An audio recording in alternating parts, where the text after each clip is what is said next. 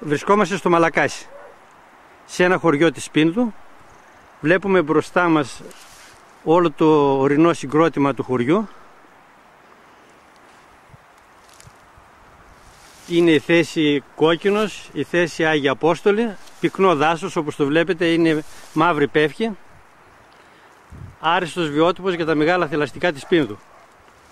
Καθώς πηγαίνουμε προς δυσμά στην κάμερα, βλέπετε ένα βιότοπο ο οποίος θα παρουσιαστεί ένα πρόβλημα. Ακριβώς απέναντί μας θα δείτε την Εγνατία Οδό. Φαίνονται τα αυτοκίνητα που περνάνε στο δρόμο, οι σύραγγες και ένα μεγάλο αντέρισμα. Προσέξτε πάρα πολύ καλά, ακριβώς εκεί στις σύραγγες επάνω θα δείτε ένα δασωμένο, αρκετά δασωμένο τμήμα, μέχρι τις κεραίες επάνω του ΟΤΕ. Αυτό είναι το ένα και μοναδικό πέρασμα μεταξύ βόρειας και νότιας Πίνδου, από όπου μπορούν να περάσουν τα μεγάλα θηλαστικά από τη νότια στη βόρεια και από τη βόρεια στη νότια Πίνδου, για να βελτιώσουν το ζωτικό τους χώρο, για να αναπαραχθούν καλύτερα με την εφορία των όθων και όλα αυτά. Βλέπετε λοιπόν ότι ένα μικρό ελάχιστο πέρασμα έχει μείνει και θα σας αποδείξουμε ότι το άλλο το πέρασμα έχει αποκλειστεί. Μιλάμε για ένα φυσιολογικό πέρασμα 12 χιλιόμετρων που έχει περιοριστεί γύρω στα 2 χιλιόμετρα μόνο. Ακολούθως βλέπετε στο πρώτο αντέρισμα μπροστά μας, όπως το παίρνει τώρα η κάμερα, είναι το τμήμα που ζητάμε να περιφραχθεί, όπως είναι στον Άγιο Βυσάριο Τρικάλων. Είναι γύρω στα 5 με 6.000 στρέμματα. Αυτό θα φιλοξενήσει σε 3 τμήματα, θα χωρισμένο. Φιλοξενήσει στο ένα τμήμα οικογένειες από ζαρκάδια και αγριόγεδα για αναπαραγωγή. Μια μικρή αγέλη λύκων στηρωμένα τα ζώα και μια μικρή ομάδα από αρκούδες από το νηφαίο. Αυτό ζητάμε να γίνει εδώ, να είναι φραγμένο το μέρος, υπόψη ότι το βόρειο όριο αυτού του τμήματος είναι της Εγνατίας Οδού, που είναι ήδη φραγμένο. Και ακριβώς μετά βλέπουμε το Μουσείο της Φύσης, το κέντρο ενημέρωσης Μαλακασίου, αποπερατώνεται σιγά σιγά. Γι' αυτό ακριβώς το πράγμα θα σας μιλήσουμε στη συνέχεια του ρεπορτάζ που κάνουμε.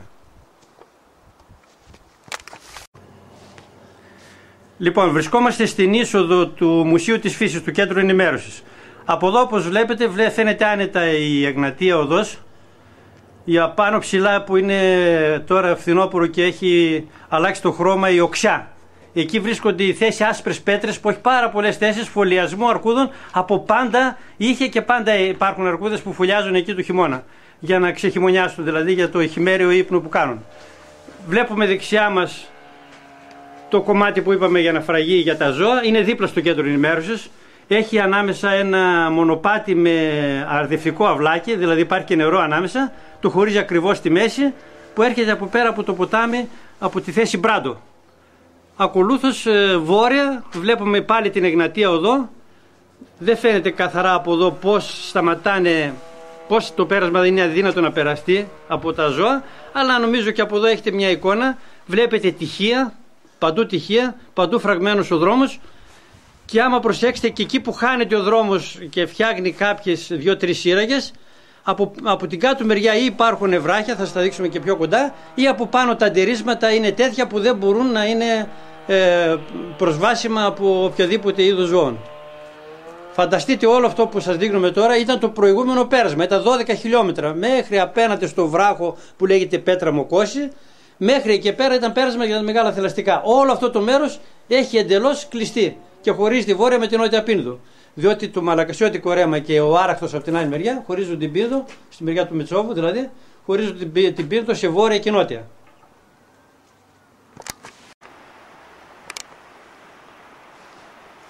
Απέναντί μας βλέπουμε στο πρώτο αντέρισμα εδώ μία απότομη πλαγιά με κατολιστικά φαινόμενα. Βλέπετε ότι ίσως η κάμερα έχει λίγο υγρασία, έχει νοτιά και δεν φαίνεται καθαρά, αλλά πάντως φαίνεται καθαρά ότι δεν μπορεί να την ανεβεί κανένα είδος άγριο ζώο, πόσο μάλλον πρόβατα ή γελάδες κτλ. Αλλά άγριο ζώο και πάλι δεν μπορεί να ανεβεί σε αυτή την απότομη κλητή, την απότομη πλαγιά. Ακριβώς αυτό το πράγμα, καθώς προχωράμε τη ρεματιά προς δυσμάς μέχρι πάνω στην Εγνατία, βλέπετε ότι υπάρχουν πάρα πολλά τέτοια σημεία που δυσκολεύουν πάρα πολύ την προσπέλαση για τα άγρια ζώα. έτσι, αρκούδες, λύκοι, αγριογούρνα, ζαρκάδια, ελάφια, ελάφια δεν έχει, αγριόγιδα, όλα αυτά δεν μπορούν να την περάσουν αυτές τις πλαγιές εύκολα, πάρα πολύ δύσκολα. Δηλαδή αυτό το πέρασμα, τα 2-3 χιλιόμετρα που έχουν μείνει, δυσκολεύονται και από τα πρανή. Θα σας το δείξουμε και σε άλλο σημείο αυτό, το πρόβλημα που έχουμε.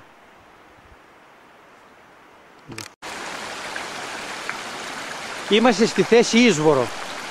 Προσέξτε, βλέπετε απάνω την Εγνατία Οδό. Δεν νομίζω ότι μπορεί μέχρι την Εγνατία Οδό, υπάρχει μια μικρή γεφυρούλα εκεί πέρα, να ανεβεί οποιοδήποτε ζώο.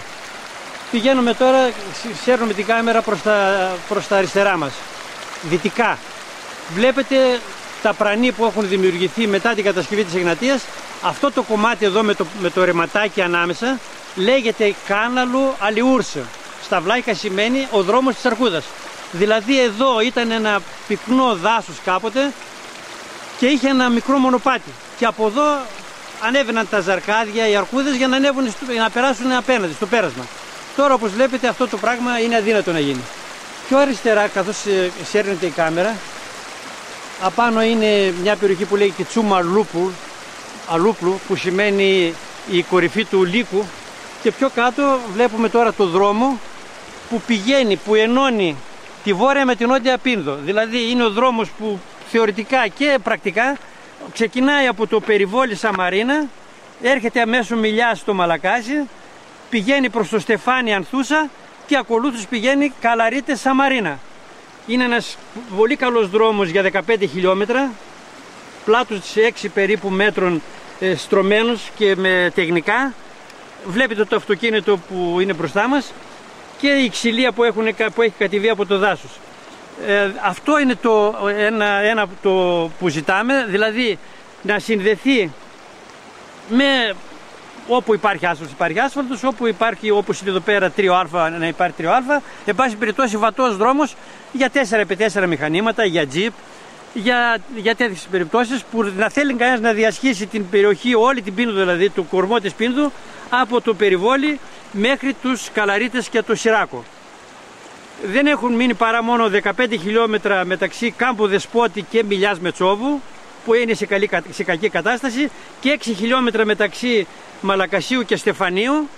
Όλα τα άλλα χιλιόμετρα είναι πάρα πολύ καλός βατός δρόμος, μπορεί και η γιοταχή να πάει το καλοκαίρι, και έμειναν μόνο αυτά τα χιλιόμετρα για να γίνουν ορισμένα μόνο έργα προστασίας του δρόμου, δηλαδή μερικοί οχετοί, για να μην χαλάει το χειμώνα και την άνοιξη ο δρόμος από τις βροχές. Λοιπόν, βρισκόμαστε σε ένα χαρακτηριστικό σημείο όπου λέγεται ότι κάτω από τις γέφυρες μπορούν να περάσουν τα άγρια θηλαστικά της Πίνδου. Καταρχήν μπροστά μας, το δασωμένο μέρος, είναι αυτό που πρόκειται να φραγεί για να μπουν τα άγρια ζώα μέσα, που είπαμε που θα είναι επισκέψιμος ο χώρος. Το μονοπάτι που θα περνάει μέσα όπως είχαμε πει, με το τσιμεντάβλακα που υπάρχει, είναι αρδευτικός τσιμεντάβλακας για το χωριό, δηλαδή υπάρχει και νερό που διασχίζει αυτή την έκταση για τα άγρια ζώα. Προσέξτε τώρα κάτω από τη γέφυρα.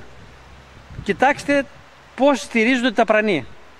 Με τυχεία. Τα τυχεία αυτά είναι τουλάχιστον 20 μέτρα. Και μπροστά εδώ είναι πάνω από 20 μέτρα. Σε αυτά τα τυχεία προφανώς δεν μπορεί να ανεβεί τίποτα. Και έρχεται από ρεματιά η οποία είναι με απότομα πρανή. Δηλαδή εδώ μόνο αν υπήρχε κάποια ένδειξη σε κάμια αρκούδα 5 χιλιόμετρα πιο μακριά, ότι αν ακολουθήσει κάποιο σημείο από εδώ θα βρεθεί σε αυτό το πέρασμα των 6-8 μέτρων που βλέπουμε μπροστά μας.